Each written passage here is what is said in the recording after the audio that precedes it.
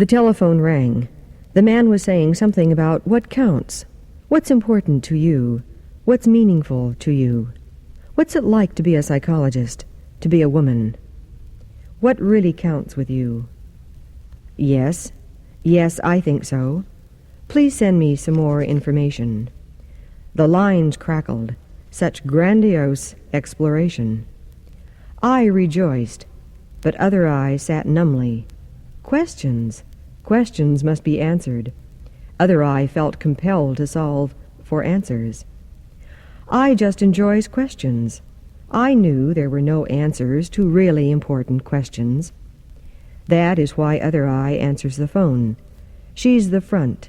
She screens out the people who get to I and the ones who don't. Sometimes a whole day goes by, and I does not come to the phone. Then I will go home at night and call someone and share herself with them.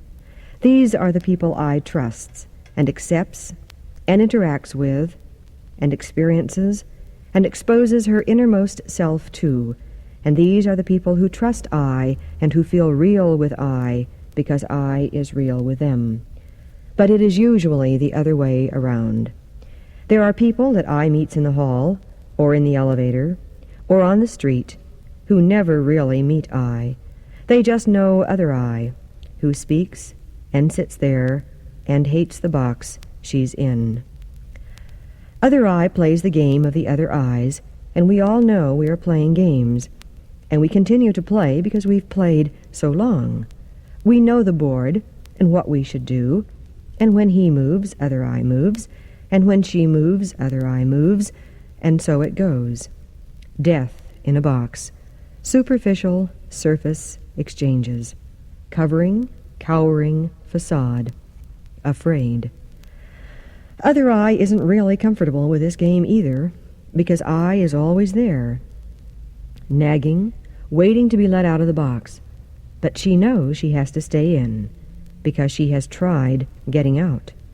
She knows that it makes other people uncomfortable if she is real and they can't be, or she is real and she lets them know they are not real, or she is not real because they will not let her be real. Some of them think they are real, but they haven't looked deep down inside to see that they are not real. And so they play a game, the game of death. The man said, "What counts with you? What's important? How can people find meaning in their lives?" Other Eye hung up the phone. Prepare a speech? This was Other Eye's job. I didn't make speeches. I counsels, accepts people, listens to them, tries to understand them, and lets them listen to her. Other Eye made speeches and went to staff meetings. The man had said, "Talk on what is meaningful to you. You have been highly recommended for this kind of talk." Now what does he know about I? Other Eye was pleased, even though she didn't know what he had meant.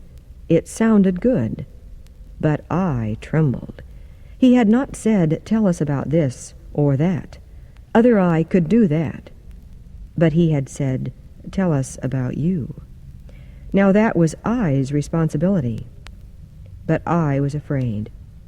He had said, "What is meaningful to you?"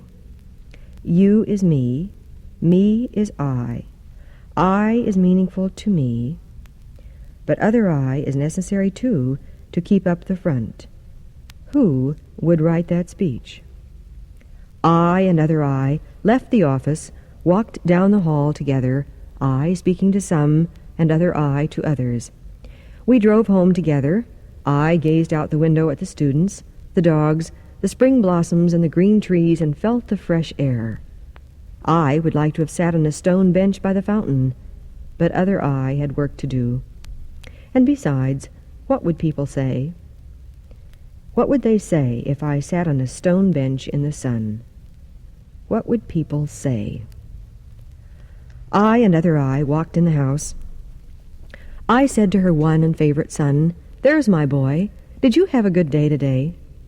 And Other Eye said, "What are the rubber bands doing on the front steps?"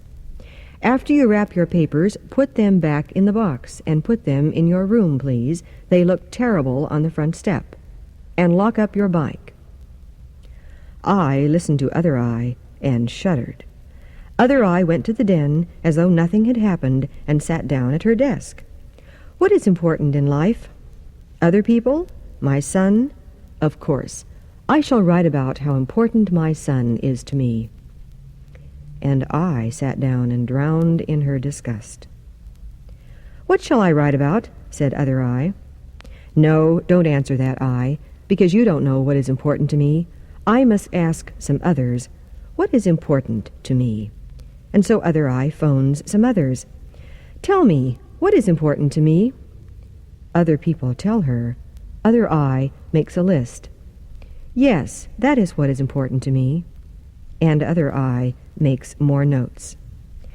The telephone rings, and Other Eye answers because she gets rid of people quicker there, too. No, I'm busy tonight. I have to write about what is really important to me, and I'm saying people are important to me, so I don't have time to talk to you.